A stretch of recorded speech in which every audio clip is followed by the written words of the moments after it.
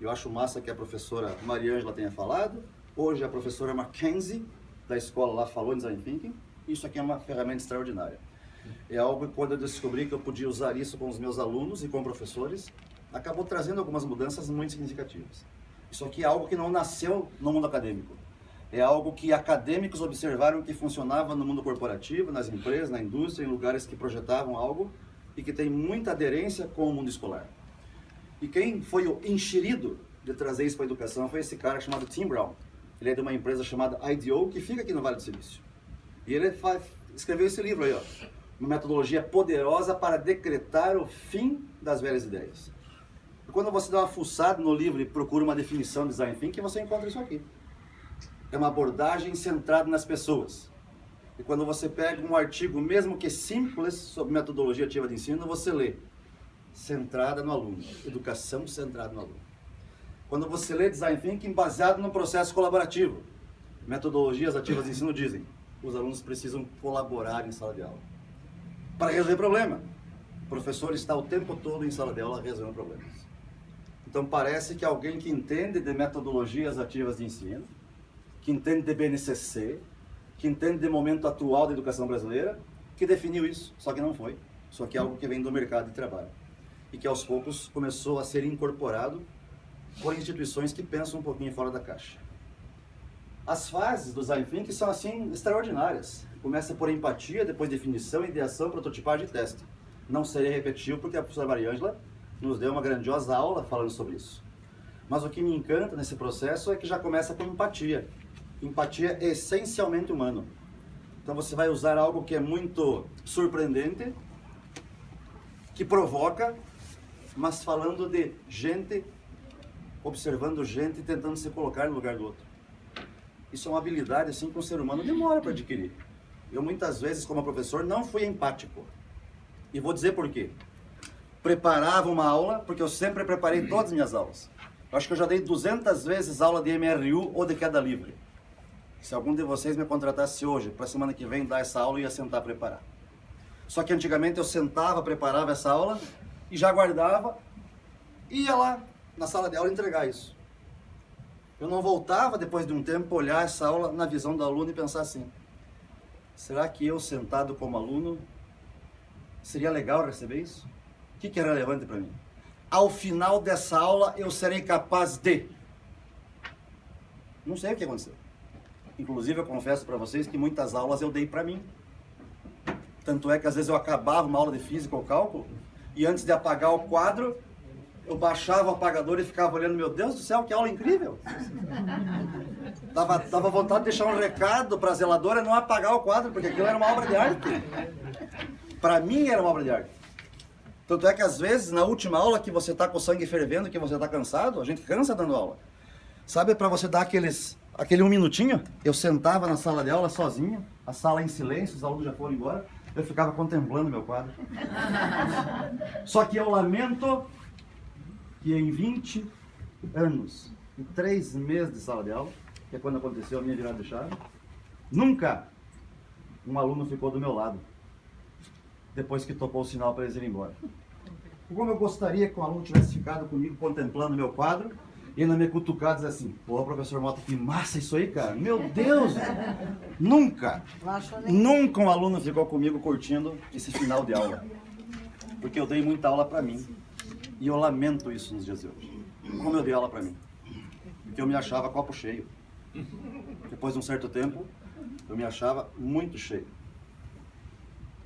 E quando você pega o framework, ou seja, a estrutura para você realizar um design thinking, você começa por empatia.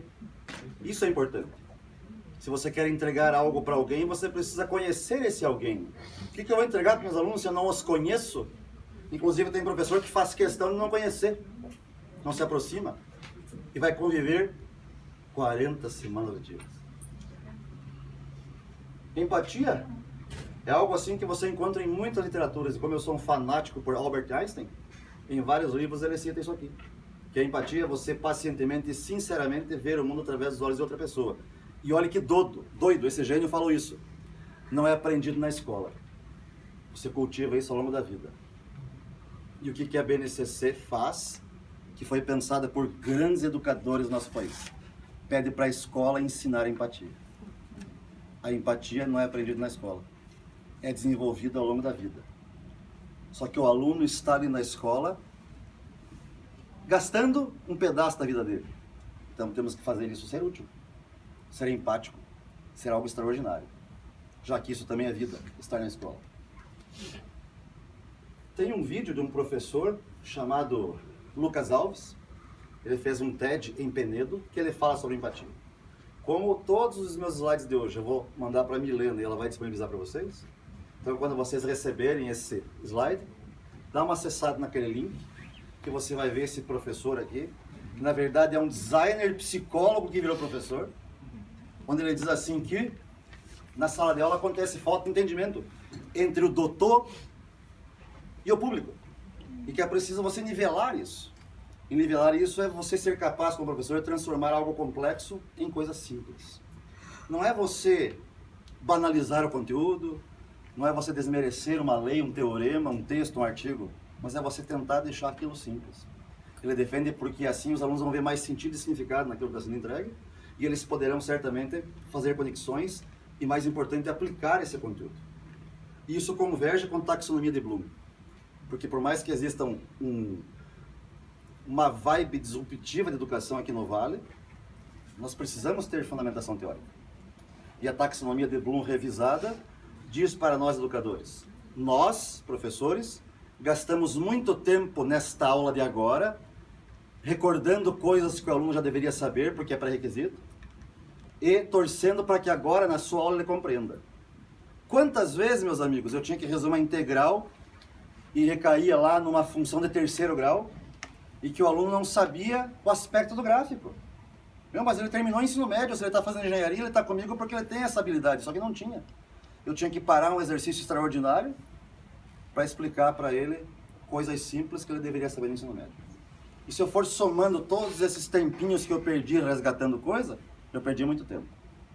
E quando você consegue incorporar metodologias ativas de ensino com um pouquinho de tecnologia embarcada, os autores desses novos métodos defendem que você transforma a pirâmide em formato diamante, onde um professor começa a gastar menos tempo com aquilo que talvez seja desnecessário, e ele consegue usar mais o tempo da aula para aplicar, analisar. E com isso será muito mais fácil ele avaliar o que está acontecendo e criar. Hoje na escola que visitamos nós vimos isso vivo, professores aplicando e analisando. Eles não estavam recordando coisas. Os alunos estavam ali com livros diferentes, não era o mesmo livro sobre a mesa. Se vocês são bons observadores, vocês viram, cada um tinha um livro diferente falando sobre alimento. E o professor estava falando de glúten e proteína, que pode estar presente no bolo ou não, que eles irão fabricar. E o legal é que a empatia tem uma estrutura também. É possível você desenvolver com qualquer equipe que envolve seres humanos o mapa da empatia. Você procurar entender o seu aluno, o que ele pensa, o que ele sente, o que ele vê no ambiente da escola, o que ele fala e faz, o que ele escuta, quais são as dores dele estudar na sua escola e o que ele ganha estudando na sua escola. Quando você desenvolve um trabalho desse com professores na escola para que ele consiga enxergar quem é o seu aluno, fica mais fácil você desenhar algo pensando, design thinking, para que isso seja útil para o aluno. Convidamos crianças e jovens de diferentes idades e classes sociais para responderem à famosa pergunta: o que você quer ser quando crescer? Abaixo.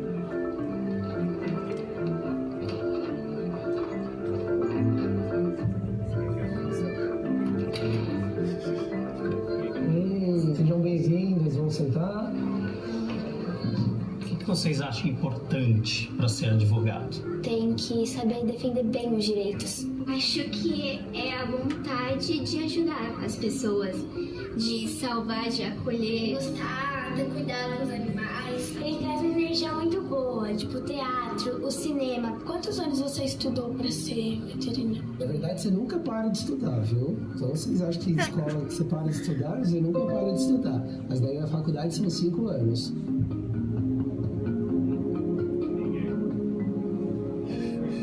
O jovem brasileiro sonha em ser tudo, menos professor. Somente 2,4% da juventude do país quer atuar nessa profissão. Justamente a profissão que forma todas as outras. Teve alguém importante pra você se tornar veterinário?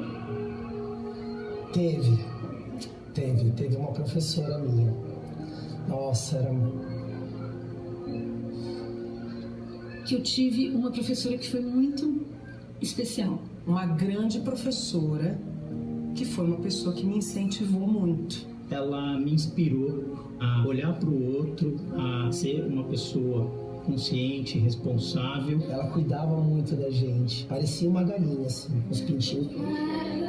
Ela acreditava no potencial de cada um. Ela nunca dizia, não vai fazer. Ela dizia assim, deixa eu escutar. Ou seja, ela acolhia a gente. Ela tinha o cabelo meio vermelho, assim, meio enroladinho. Uma mulher magra, que tinha mais ou menos a minha altura. Ela era muito sorridente, era uma pessoa com muita energia, sabe? Eu tenho dislexia. E eu sempre tive muita dificuldade de fazer prova. E ela me acolheu naquele momento que pra mim era muito difícil. E foi muito legal. Como que era o nome dela? O nome dela é Alsônia. O nome dela é Alsônia. O nome dela é Alsônia. Alsônia.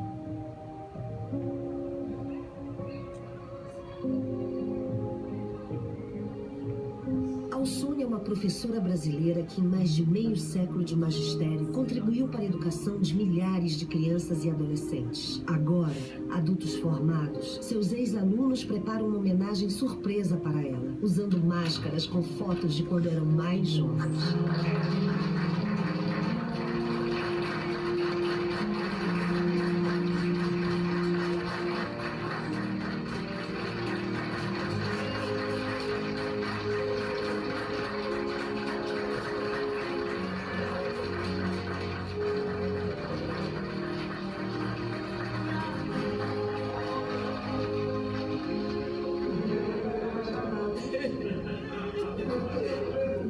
Lígia Queiroz. Gente, Alsônia, eu sempre fiquei muito intrigada quando eu era criança. Como você conseguia saber tanto dos seus alunos? Você olhava pra gente e já sabia tudo. E agora eu me tornei médica e eu entendo que a gente só pode saber das pessoas quando a gente tem afeto e amor e carinho. E aí eu entendi tudo. Obrigada por tudo. Presente. Eu sou cantora. E se tem uma coisa que você me ensinou muito foi abraçar as pessoas. E foi sobre ética. Obrigada, Alsônia. Muito obrigada. Você me ensinou que o senso de justiça está em todas as profissões. Isso eu só podia aprender com você. Você me deu a mão e me incentivou a tudo que eu consegui fazer até hoje. Obrigado. Muito obrigado. Muito obrigada. Obrigada. Obrigado, professor. Muito obrigada. Muito obrigada por tudo. Eu não me furto de fazer declaração de amor. Sem educação séria, ética, de compromisso, amorosa, nada vai acontecer. Portanto, a gente tem que continuar valorizando essa educação, essa que torna possibilidade de uma vida melhor. Empatia. O sinônimo desse vídeo para mim é empatia. Quantas professoras Alsônia vocês tiveram na vida? Conseguem colocar em uma mão, ou talvez duas? E por que não são todos Alsônia? Por que os professores não entregam esse amor, essa paixão, esse carinho, embarcado com as possibilidades que o mundo nos dá aí? Olha o ecossistema que a gente está. Imagina esses professores incríveis, que foram úteis para as pessoas, agora com ferramentas mais poderosas poderem ir além. Poderem transformar pessoas em pessoas felizes, gratas, que queiram mudar o mundo. Por isso, quando eu olho para o Design Thinking e vejo aquele coração no sentir, eu enxergo empatia. O que eu, professor, estou sentindo quando estou preparando aula, quando eu estou entregando a minha aula, quando eu estou preparando a avaliação, quando eu estou dando devolutiva para o aluno. Então, o primeiro ingrediente de qualquer processo que lida com pessoas é você ser, assim, extremamente apaixonado pelo que você faz. Inclusive, eu recomendo que vocês, gestores de escola, se vocês conseguem enxergar professores que não são apaixonados pelo que fazem, manda passar no RH. Porque não funciona. Só vai saber lidar com gente quem ama o que faz. Professor que não ama o que faz é aquele que só reclama de tudo na sala dos professores. Reclama da cantina, do estacionamento, da turma, do aluno, de tudo. Não serve. Para ele isso não serve, ele vai fazer outra coisa. Tem professor que vai nas férias pegar um documento, passa por você e bate assim, que bom escola sem aluno, hein, professor? Meu, esse cara é infeliz. Manda embora. Então precisa de pessoas exponenciais para acelerar pessoas. O Design Thinking nos remete a, então você sentiu, está no coração, está na tua alma, então agora crie, imagine. O que você vai fazer? E depois que você criou, faça. O que você imaginou, faça. Senão você fica só no mundo das ideias. E principalmente aqui no Vale, eles cobram execução e não ideia. Porque ideia todo mundo tem. Agora capacidade de entrega, poucos têm. E daí, depois que você fez, você precisa compartilhar. Precisa entregar para que os outros possam julgar, dizendo foi bom, não foi, pode melhorar aqui, pode não melhorar. Trazendo uma linguagem de startup, isso aqui é quando a empresa mostra o MVP, o mínimo produto viável, para que as pessoas digam se funciona ou não. Então, tudo isso tem que acontecer na sala de aula. Você está sentindo isso, você criar, ser criativo, ninguém cortar nada. Você realmente pôr a mão na massa, a tal cultura maker, e você compartilhar, porque no mundo a gente vive compartilhando coisas e sofrendo julgamentos o tempo todo. Então tem que preparar esse ser humano para isso também. O Design Thinking pede para que tenhamos equipes multidisciplinares. Para que algo extraordinário aconteça, eu preciso de pessoas diferentes envolvidas nesse projeto. E achei massa o professor Newton dizer assim, que um engenheiro da aeronáutica com uma enfermeira criar uma solução de entregar via drone. Eu coloquei 2 profissionais bem diferentes para resolver algo. Isso chama-se T-shape, uma forma de T. Porque o Design Thinking defende que uma pessoa sozinha é como se fosse um T, ou seja, tem limitações. Agora, quando eu coloco vários T's um do lado do outro, eu tenho uma infinidade de ideias e pensamentos. E se nós pensarmos isso no ambiente de professores na escola, nós temos esses perfis diferentes formados. E às vezes tem escolas que me chamam assim para opinar, dar uma espécie de consultoria no projeto político-pedagógico da escola. E daí eles dizem lá que trabalham com projetos interdisciplinares. Na hora que eu vou ver, tem um professor fazendo. Que interdisciplinar é esse? Na escola isso tem que ser viva. Mota, mas na sala de aula os alunos têm a mesma idade, mas têm culturas diferentes, criações diferentes, jeitos diferentes de ver o mundo. Já está o T-shape instalado. Então tem que fazer a coisa funcionar. É algo que tem muita pesquisa e diálogo, ou seja, os alunos têm que pesquisar aquilo que eles forem provocados, eles